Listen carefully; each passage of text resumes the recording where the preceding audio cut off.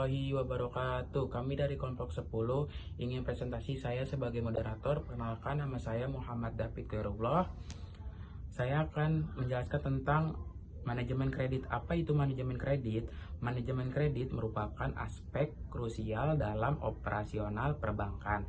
Keberhasilan bank dalam mengelola kredit secara efektif akan berdampak signifikan terhadap profitabilitas dan berkelanjutan bisnis. Manajemen kredit yang baik tidak hanya fokus pada penyaluran dana, tetapi juga mencakup perencanaan yang matang, analisis risiko yang komprehensif, dan pengawasan yang berkelanjutan untuk minimalisir potensi kerugian. Kegagalan dalam manajemen kredit dapat berakibat fatal, bahkan menyebabkan kebangkrutan.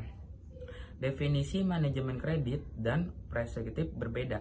Secara umum, manajemen kredit diartikan sebagai proses pengelolaan pemberian kredit mulai dari tahap perencanaan, pencairan, pemantuan, hingga pelunasan. Namun, terhadap berbagai perspektif dalam pengelolaan kredit dari awal hingga lunas, sementara Firdaus 2009 lebih fokus pada aspek perencanaan, pengorganisasian, pelaksanaan, dan pengawasan kredit oleh bank. Arthesa 2006 menyoroti pentingnya manajemen kredit sebagai bagian integral dari manajemen perbankan secara keseluruhan karena kontribusinya yang besar terhadap pendapatan bank. Tahapan kunci dalam siklus manajemen kredit. Proses manajemen kredit dapat dibagi menjadi 5 tahapan untuk yang saling berkaitan. Perencanaan kredit yang matang merupakan fondasi untuk keberhasilan. Proses pemberian kredit dan administrasi yang efisien dan transparan sangat penting untuk menjaga kepercayaan nasabah. Analisis kredit yang komprehensif akan membantu dalam mengidentifikasi dan meminimalisir resiko volatilitas bank. Terakhir, pengawasan kredit yang berkonsisten sangat penting untuk memastikan pelunasan kredit dan meminimalisir kredit bermasalah. Sekian. Perkenalkan, nama saya Venita Erviana. Di sini saya akan melanjutkan presentasi kelompok kami, yaitu manajemen kredit. Di sini saya akan menjelaskan merencanakan kredit yang tepat sasaran. Tahap perencanaan kredit menurut analisis yang mendalam untuk mengidentifikasi peluang dan risiko.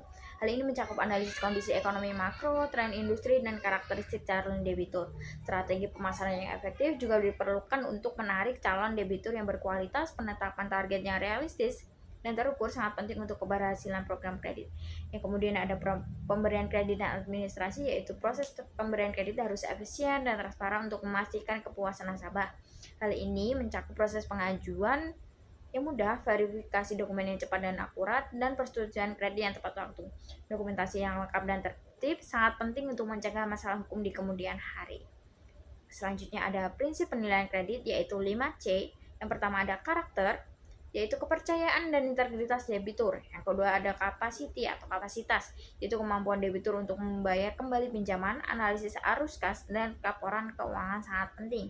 Yang ketiga ada kapital, yaitu sumber daya keuangan debitur termasuk modal sendiri ataupun hutang. Yang keempat ada kolateral atau jaminan, yaitu aset yang digunakan sebagai jaminan jika debitur telat bayar atau gagal bayar. Yang kelima ada condition of economy atau kondisi ekonomi, yaitu kondisi ekonomi makro dan tren industri yang relevan. Yang kemudian ada analisis kredit 7P, yaitu personality, yaitu menilai karakter dan integritas debitur, apakah debitur jujur, bertanggung jawab, dan memiliki reputasi yang baik. Yang kedua ada party atau pihak, yaitu mengklasifikasikan debitur berdasarkan ukuran bisnis, sejarah, dan reputasi. Perusahaan besar dan mapan akan dinilai berbeda dari usaha kecil dan baru. Yang ketiga ada purpose atau tujuan, yaitu menilai tujuan penggunaan kredit, apakah untuk modal kerja, investasi, atau konsumsi. Tujuan yang produktif itu lebih disukai. Yang keempat ada payment, yaitu pembayaran. Menganalisis kemampuan debitur untuk membayar kembali kredit, ini melibatkan analisis arus kas dan laporan keuangan. Yang kelima ada profitability atau profitabilitas, yaitu menilai kemampuan debitur untuk menghasilkan keuntungan. Semakin tinggi profitabilitas, semakin rendah resiko kredit. Yang keenam ada prospek, yaitu menganalisis prospek bisnis debitur di masa depan. Bisnis dengan prospek yang baik memiliki resiko kredit yang lebih rendah. Yang ketujuh ada protection atau perlindungan, yaitu menganalisis jaminan yang diberikan debitur untuk mengamankan kredit. Jaminan yang memadai akan mengurangi resiko kredit. Yang terakhir ada analisis 3R, yaitu return, yaitu menilai potensi keuntungan yang akan diperoleh debitur setelah menerima kredit. Proyek yang menghasilkan keuntungan yang cukup akan lebih mudah untuk melunasi pinjaman. Yang kedua ada repayment, yaitu menganalisis kemampuan debitur untuk membayar kembali pinjaman tepat waktu. Ini melibatkan analisis arus kas dan laporan keuangan.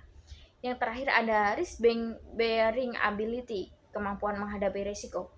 Menilai kemampuan debitur untuk menghadapi risiko bisnis. Perusahaan dengan modal yang kuat dan manajemen yang baik akan lebih mampu menghadapi risiko.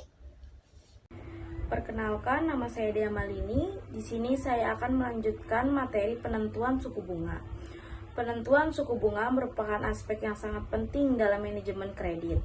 Suku bunga yang tepat akan memastikan profitabilitas bank dan daya saing di pasar.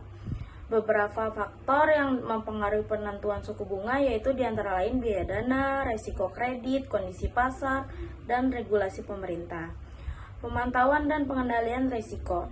Pengawasan kredit yang sangat efektif sangat penting untuk meminimalisir risiko kredit bermasalah atau NPL.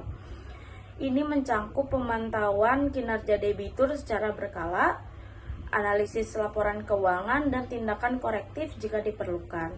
Sistem peringatan dini juga sangat penting untuk mengantisipasi potensi masalah. Kredit bermasalah atau NPL. Kredit bermasalah atau NPL, non-performing loan, merupakan resiko utama bagi perbankan. NPL didefinisikan sebagai resiko kredit yang mengalami tunggakan pembayaran. Tingkat NPL yang tinggi akan berdampak negatif terhadap profitabilitas dan kesehatan keuangan bank. Selanjutnya itu ada penyebab kredit bermasalah. Kredit bermasalah dapat disebabkan oleh beberapa faktor. Yang pertama, baik dari sisi bank, misalnya kesalahan dalam analisis kredit maupun prosedur yang sangat lemah. Dan dari debitur, yaitu misalnya contohnya ketidakmampuan membayar atau ketidakjujuran. Yang ketiga, maupun faktor eksternal, misalnya kondisi ekonomi makro atau bencana alam. Selanjutnya, materi strategi penyelesaian kredit bermasalah. Terdapat beberapa strategi yang dapat digunakan untuk mengatasi kredit bermasalah, yaitu yang pertama, rescheduling, yaitu memperpanjang jangka waktu pinjaman. Yang kedua, reconditioning, mengubah syarat-syarat pinjaman. Yang ketiga, restructuring, yaitu merestrukturasikan pinjaman dan penyitaan jaminan. Sekian dari kelompok kami. Wassalamualaikum warahmatullahi wabarakatuh.